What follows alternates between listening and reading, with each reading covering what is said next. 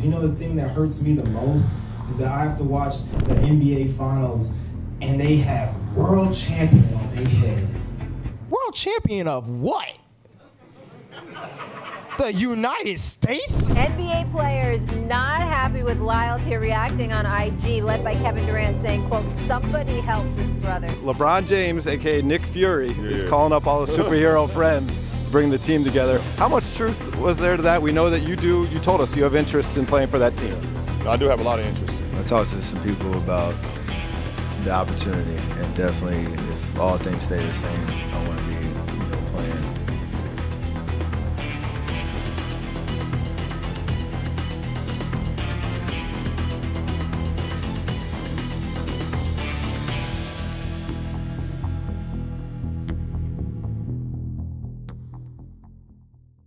It took one single man to piss off an entire league. The conversation of what defined a world champion started to come into question, but honestly, it didn't matter. Team USA was now on a mission to prove itself, but honestly, this wasn't the first time Team USA's dominance was put into question. Day 13 of the '88 Olympics has another full quota of sunshine. For the United States, a team that has tremendous balance and quickness, and they win on defense, so they great. 84-1, we're underway. Last time they played was 16 years ago in Munich. The only time the American team has ever lost an Olympic basketball game. The shorter team, and Marley. Marley with a drive. Oh my! Hughes has a pick. And Marciulionis back in, and he hits a three-pointer, and it's 16-9. Oh, beautiful pass to Sabonis, assist. Soviet lead at 6:40 left in the half. Marciulionis for three. 34-29 again. And Curtinitis, a three-pointer. Omichis. And the Soviets at the buzzer lead by 10. This is going to go right down to the wire. Marley gets his own rebound, makes it a three-point play. Curtinitis left alone. Scores. Big basket for the Soviets. They're back on top by 5 with 1:02 to go. And with it, the dream of the... Oh, what a steal! Ogman! Ogman! And the Soviets get it again, Volkov. And finally a foul. Whistle with, get the ball back. And here's the frosting for the USSR. They win it 82-76. After losing in the 1988 Olympics, the United States realized the world was starting to catch up. The US committee realized they needed to make a change, so they made a switch to a rule that allowed NBA players to compete in the games. This one move would change everything for Team USA. Break.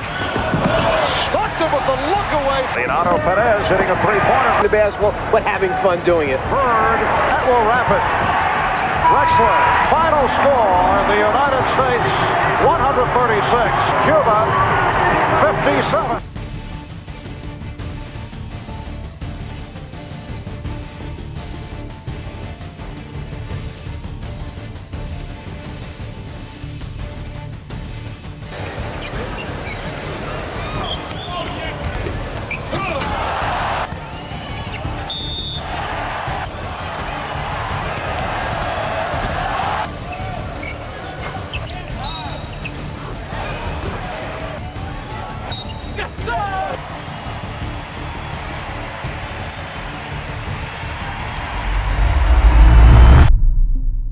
While the team on paper looked amazing, there were concerns that people would have. The leaders of the team were all up there in age and injury prone. In fact, most of the players were considered injury prone by most. It wouldn't take long for those concerns to come to light and be a conflict for Team USA. We begin our show today with breaking news. Kawhi Leonard will not play in the upcoming Paris Olympics for Team USA. I think this was a joint decision made by the Clippers and Team USA, and even Kawhi Leonard potentially himself with his situation with that knee. Kevin Durant, arguably the greatest Olympic basketball player of all time, was dealing with an injury. Granted, the injury was very minor and Kawhi Leonard would end up having a replacement, a controversial one at that. The team already had two players from the Boston Celtics who were the winners of the NBA Finals. With Jason Tatum and Drew Holiday already on the roster, most thought it'd be a great idea to grab Jaylen Brown, but instead they went with Derek White. But nevertheless, the team was now complete. But how would they look in action? Edwards double pump off the glass and in. Coach K did building the program as Stephen Look at that. Back taking away fast break. Look at that crossover. Edwards. Oh, man. I think they got a kick out of it, actually. But he does back it up. Down the lane. Oh, mercy. Low drives past Davis. The NBA. Pulls on the attack. LeBron James bodying inside his line. My fellow citizens, at this hour, American and coalition forces are in the early stages of military operations to disarm Iraq, to free its people, and to defend the world from grave danger. The U.S. fucked it up. Let's break it down. The next year, 9 of those 12 players say no. Then they asked 30 guys, and they all said no. They field the youngest roster that they ever have of a bunch of players with 0 international experience or very little international experience. LeBron, D-Wade, Amari, Carmelo, all these guys. With a team that was created in a span of 2 weeks that was divided between young and old, could the U.S. still get gold? Doesn't have a foul. Ginobili, little ball fake. Out defending Tim Duncan. Count it. Turns it right back. Ginobili, wide open 3. Ginobili finding room. Count it. Argentina playing with a lot of confidence right now. Ginobili for 3. Knocks it down. Ginobili operating against Wade. Stripped. And a foul call. You need some defense. There'll be no goal to Athens. And there's the exclamation point. Starting to say there's a new era in Olympic basketball, and it's one in which the United States is no longer dominant. It was simple, win 3 games and you complete the mission. In the quarterfinals, the US will be matched up against Brazil. Not necessarily a special team or a good team, but in the Olympics, you can't doubt anyone. It will change once Bam come in or once AD's in the game as well. Cut to the rim. Lunch bell, go to work. Dream shake. Dream finish. Booker responds. People closing real close to him. Embiid. Lob it towards the rim. Oh! Booker hits the 3. Davis. Ski mask, a straight up gap. Halliburton get it right back. Oh, behind the back.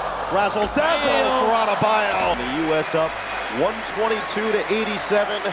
That'll be the final score as the United States looking for another gold medal. 1 game down, 2 more to go. In the semifinals, Team USA would match up against Serbia, led by Nikola Jokic. This team seemed easy to beat, but the last time the US doubted a team, it costed them gold, kind of like it did back in 2004.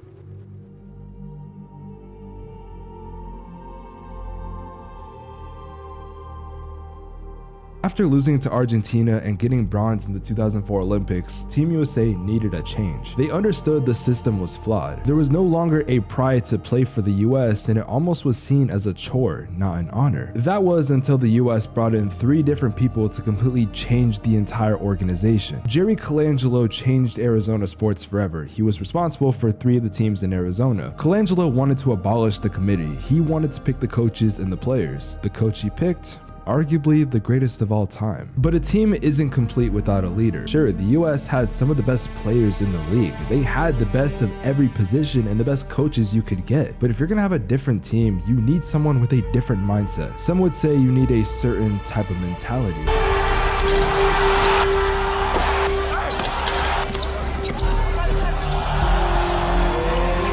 This was the final piece to the puzzle. This team was going to redeem itself.